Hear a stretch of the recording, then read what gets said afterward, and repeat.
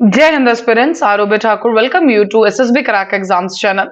और आज हम बात कर रहे हैं सीरिया के बारे में, जहां पे एक मात्र 2 या 3 दिन के अंदर कम से कम 1000 लोग मार दिए गए हैं। तो चलिए आज की इस पूरी वीडियो में हम जानेंगे कि क्यों एकदम से सीरिया के अंदर ये सिविल वॉर जैसी सिचुएशन सामने खड़ी है। चलिए, अभी तक की अगर बात की जाए तो कम से कम 1000 लोग हैं जिनको मार दिया गया है। और ये जो सारी की सारी लड़ाई है, ये है एक गवर्नमेंट ग्रुप और जो गवर्नमेंट के खिलाफ ग्रुप है उनके बीच में।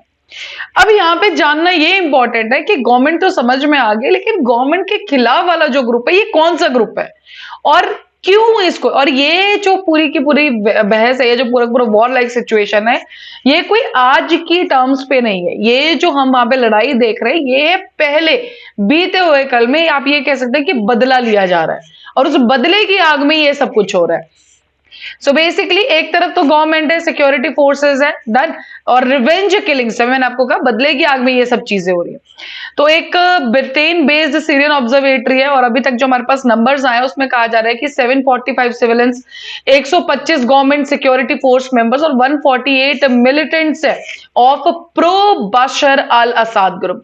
अब जो मैंने आपको बोला कि एक तरफ गवर्नमेंट ग्रुप है तो दूसरी तरफ है ये बशर अल असद ग्रुप।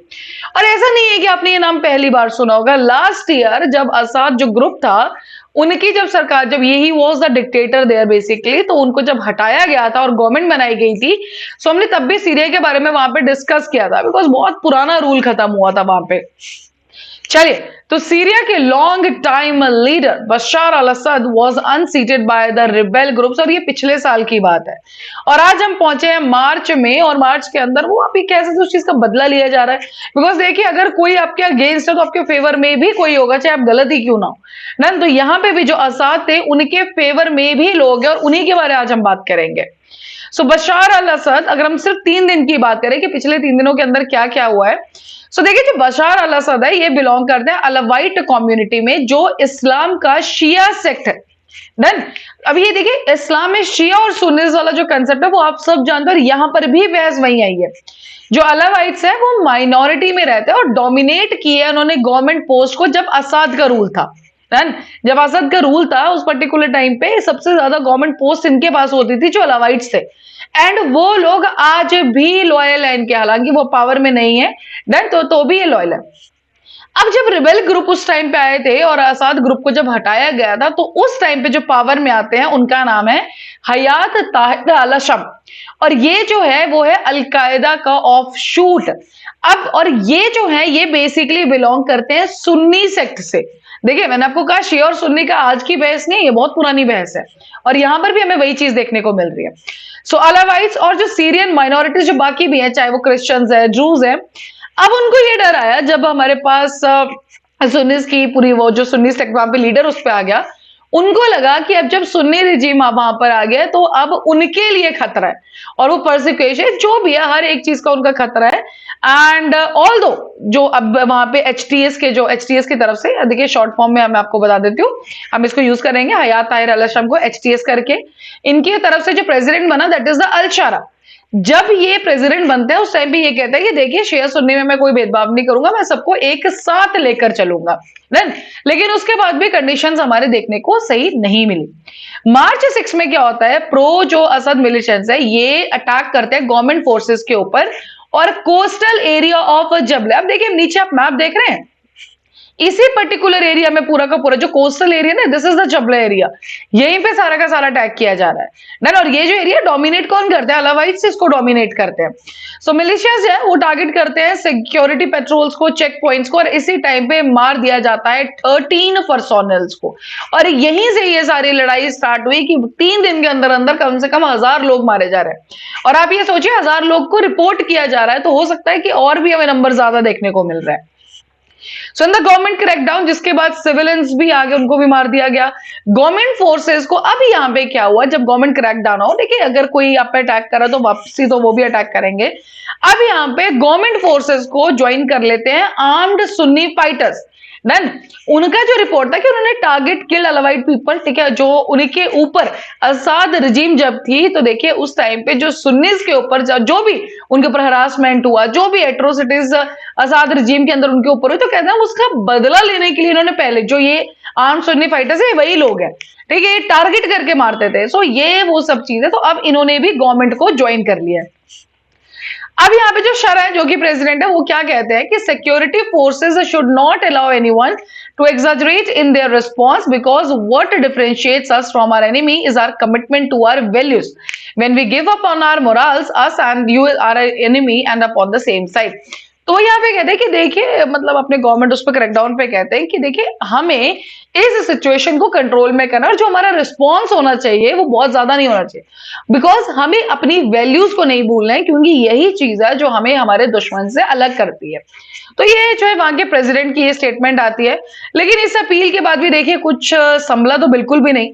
जो रेजिडेंट्स थे अलावाइड विलेजेस के, वो बात करते हैं किलिंग्स के बारे में, which gunmen shot Alawites majority of the men in the streets. तो मतलब वो जो मार धाड़ है, वो जो लोगों को मारा जा रहा है, वो चल ही रहा है। तो प्रेसिडेंट ने जो भी वहां पे अपील की उसका कोई फर्क नहीं पड़ा, ठीक है, घरों को लूटा गया, बहुत सारी चीजें वहां पर हुई। देन अब ये तो चलिए करंट सिचुएशन है, लेकिन बात करते हैं कि सीरिया इस टाइम पर आके 2025 में हम बात कर रहे हैं, सिविल वॉर जैसी सिचुएशन में गया ही क्यों। तो ध्यान रखिएगा 1971 से जो सीरिया था वो कंट्रोल के अंदर था हाफिज अल असद, जो कि बशर के फादर थे।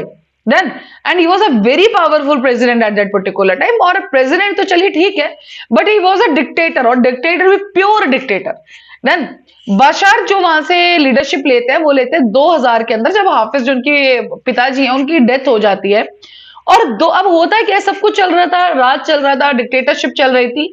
बट 2011 में जब Arab Spring saw dictators being topple across West Asia. अब देखिए मान लीजिए सीरिया, अब वो देखते हैं कि आसपास जो बाकी देश थे वहां पे जो भी डिक्टेटर्स थे उनको हटाया जा रहा है, प्रोटेस्ट किया जा रहा है, हटाया जा रहा है, अपने अधिकारों के लिए लड़ाया जा रहा है। तो यहाँ पे सीरिया में भी ये चीज स्टार्ट हो जाती है, और असाद के अगेंस्ट में भी प्रोटेस्ट स्टार्ट होता है। देखिए अगेंस्ट में तो आपको हर जगह कोई ना कोई देखने को मिलेगा।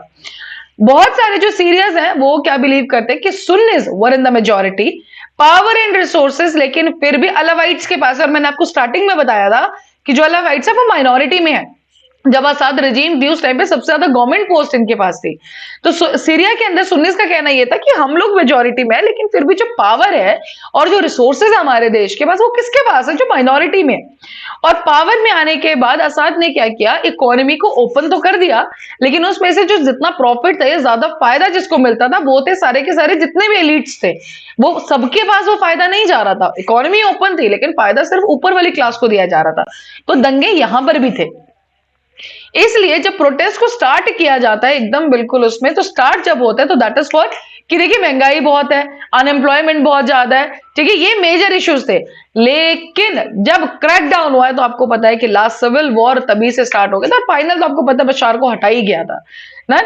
अब देखिए आगे अगर बात करें, जो थिंग्स वर मेड वर्स, मतलब जो मल्टीपल फॉरेन पावर्स है, वो यूएस है, इजराइल है, टर्की है, ईरान है, रशिया है, ये बैकिंग करने लगे आर्म्ड ग्रुप्स को, जिसके अंदर शिया मिलिटेंट्स को, कोई किसी को बैक कर रहा है। और देखिए जब भी आपके घर के मामले में कोई बाहर वाला इंटरफेयर करेगा तो चीजें खराब होगी, और सीरिया के अंदर भी यही हुआ। उनका खुद का जो एक इशू था, उसके बीच में जो फॉरेन पावर्स बीच में इंटरवीन करने लगी, तो चीजें बहुत ज्यादा खराब हुई, एंड तभी डायरेक्टली वो वॉर लाइक सिचुएशन तक पहुंच चुकी थी। Israel has bombed Syria after Assad's fall, claiming it did not want the country's advanced weapons falling in the wrong hands. Russia has a large military base, कहाँ पे, जो कि हेमा में लताकिया एक जगह है, यहाँ पे रशिया का बहुत बड़ा मिलिट्री बेस बनाया गया है। माइनॉरिटी जो है are not sheltering amidst the latest clashes. तो ये बहुत सारी चीजें वहां पे ऑलरेडी चल रही थी। हर एक जो फॉरेन पावर्स है अपना कंट्रोल होता है। जैसे हमने बात की इसराइल की, तो उन्होंने बॉम्बिंग की, वो कहते हैं कि उनके पास हथियार है, हम नहीं चाहते गलत हाथों में चले जाए, ठीक है। So this is the explanation then they give. अब जो शरह है, जो कि प्रेसिडेंट है, he is calling for the piece.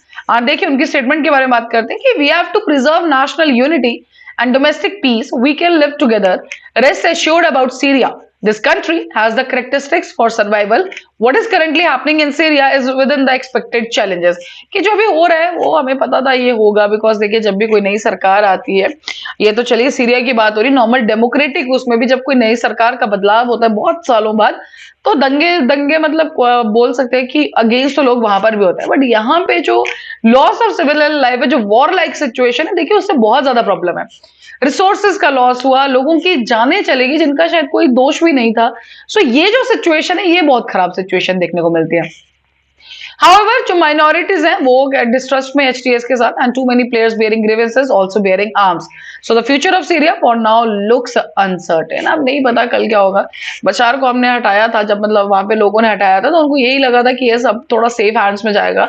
हालांकि अभी गवर्नमेंट ने क्रैकडाउन पहले नहीं किया है, जो बशार जो बाशर के अंडर जो लोग थे असाद कम्युनिटी से, उससे तो उन्होंने ही अटैक किया है पहले। बट इस टाइम पे सीरिया के अंदर सिचुएशन की बात किया जाए तो बहुत ज्यादा खराब चल रही है।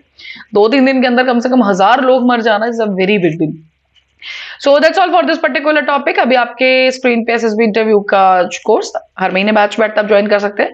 These are the courses for NDA CDS AFCAT, आप एनरोल कर सकते हैं, और जब भी आप एनरोल करो उस टाइम पे डिस्काउंट कोड जो कि वॉरियर 10 आप लगाना ना भूलें। जैसे आप इस कोड को यूज करेंगे you will be getting the 10% of.